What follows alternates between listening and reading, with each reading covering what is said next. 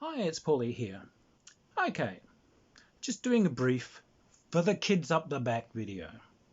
Yes, the ethics of separating the art from the artist. So, the new Harry Potter game has dropped, and this has brought all kinds of imbecilic rubbish crashing onto my social media feeds. God, my block hammer is just smashing down.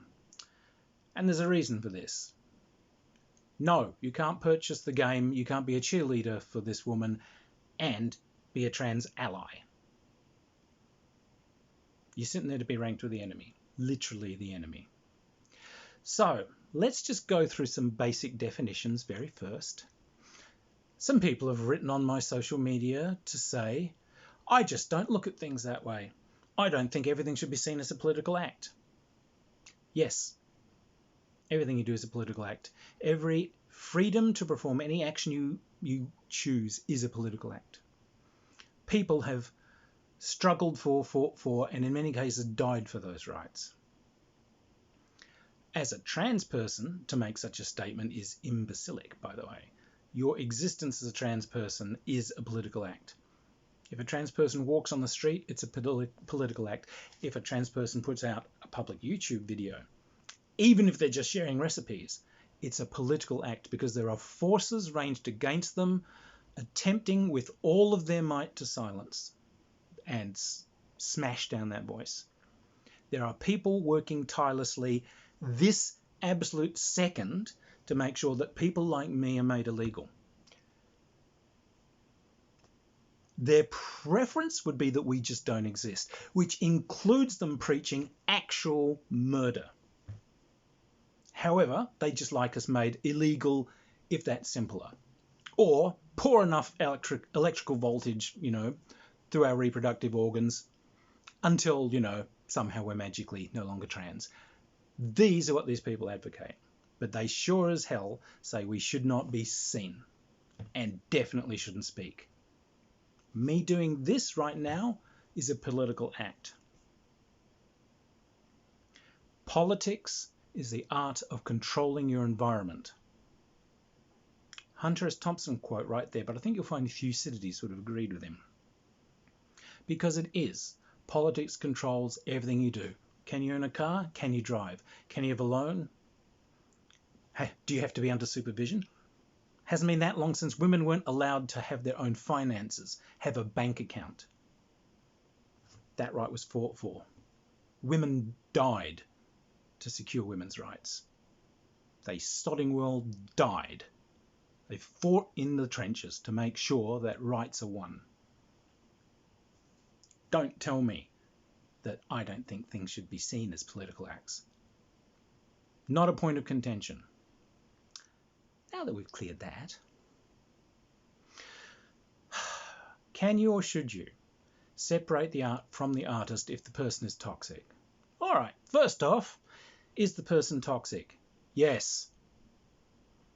Rowling's is unspeakable. She is the world's most famous TERF.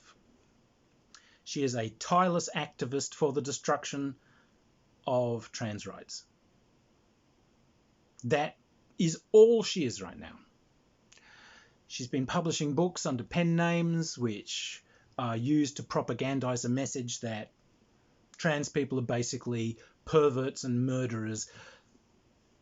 To quote one of the wonderful people she follows, we're just in blackface so that we can sneak up closer to women. And there, conduct our murderous, perverted whatever. This is what she believes. This is what she acts upon. This is what she spreads. She campaigns for it politically. She pours her huge fortune behind it. And she uses her platform to preach it. And she uses this to spread hate that causes damage. Real suicides, real beatings on the street, real murders come from the rhetoric she spreads. No ifs or buts.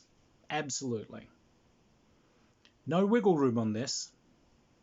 She's anti-trans and throws everything she's got to basically make sure that people like me will just disappear. So, that's a very Socratic thing. Let us first define our terms. the 3 Ps. Ethically and emotionally, can you separate yourself, artist, from the art? Profit, perception, platform. If the person's toxic, do they profit off their horrible, horrible art? Do they profit off the thing they made? In her case, yes. She's richer than Chris. Massively wealthy from this kind of stuff. Some people have said, oh, but it's not her game. It's been made by a computer games company. Hi, I was one of the foundation computer game designers on Earth. Okay? I absolutely assure you she gets paid royalties. I did the Lord of the Rings games. I assure you we paid the Tolkien estate royalties. No one says, that's a fine IP you've got. I'll just steal that and make a massive game out of it. Says, no. Everyone that sells, she gets royalties. She's probably going to get like 3 to 5% royalties off every single one sold. You pay $70 for that.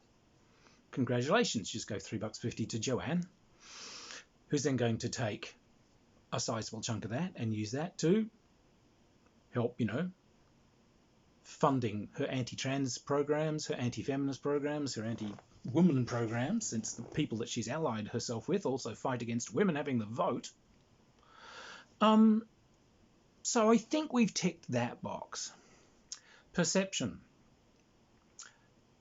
Your mileage might vary. Can you look at the artwork? Can you watch it, read it, experience it without seeing the taint of what this person is in the artwork?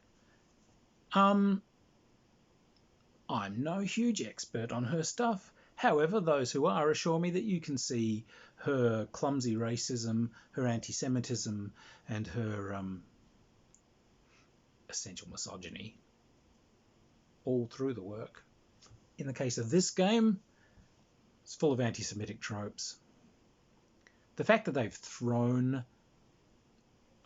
we've thrown a trans character in there, so we can't possibly be anti-trans. Yeah, I can show you a lot of American 1930s films that chuck a black character in there as well. Maid, chauffeur, guy who opens the door. I'm afraid those films are racist. Yeah, you certainly can throw characters in and still be the thing. So, your mileage may vary on that one. That's very personal. However, the most important one is platform. Does purchasing this thing, cheerleading for it online, making yourself part of a community that celebrates that person and their work, does that give this person a platform from which to project their harm? Yes. Absolutely. JK Rowling's the most famous TERF in the world, and she uses that fame to wreak absolute havoc. She uses that fame to give herself actual political power. She throws her money and her name behind political campaigns. She throws it behind political parties, behind all kinds of movements. Many of these movements are absolutely unspeakable, by the way. But, yeah, the only reason she can do that is because of the platform that's given to her by people who are cheerleading for her online. Every single person that does that is kneeling down and giving her their back to stand on. Higher and higher and higher, so her voice can carry further and further and further. So, I think, even if your perception of the game is that it's not tainted, I think the profit and the platforming are a definite 2 out of 3. So, cheerleading for this woman, purchasing this game, celebrating her and her creations, I would say is an unethical act. Unethical. Don't come onto my social media feeds and tell me, a trans person, how I should experience transphobia and trans hatred. Oh, you're just seeing it wrong. And don't cheerlead for the creator of novels that celebrate visions of trans people as perverts and murderers. Don't celebrate and cheerlead for someone who campaigns so tirelessly for the destruction of trans people.